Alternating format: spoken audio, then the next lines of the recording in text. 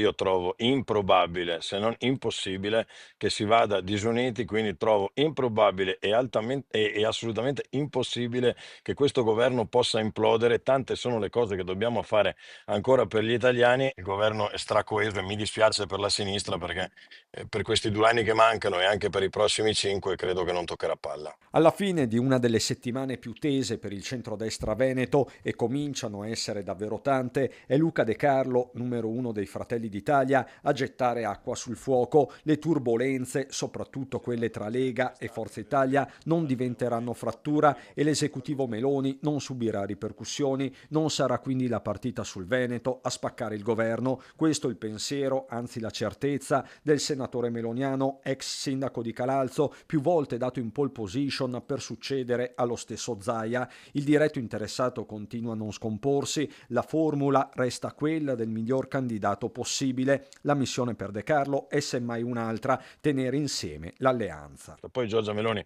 ha affidato a me questo compito 5 anni e mezzo fa in Veneto e finché io avrò questo ruolo continuerò a comportarmi secondo quello che le indicazioni che mi dà il leader, senza pensare a quello che sarà il futuro di Luca De Carlo.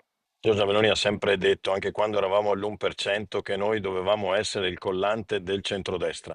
Lo abbiamo dimostrato con le scelte, non siamo stati al governo con nessun governo che non fosse espressione solo del centrodestra. Quanto al fattore tempo, anche qui, almeno ufficialmente, nessun psicodramma. Si aspetta la data delle elezioni nella finestra tra il 21 settembre e il 23 novembre, con Zaia chiamato a prendere una decisione definitiva. Non credo che incida particolarmente il fattore del tempo. Ad oggi non abbiamo una data alle elezioni perché, e quindi credo che a catena, una volta decisa la data delle elezioni, si potrà anche ragionevolmente decidere. Posto che se la coalizione è compatta, possiamo scegliere il candidato anche 40 giorni prima delle elezioni, che non c'è nessun problema.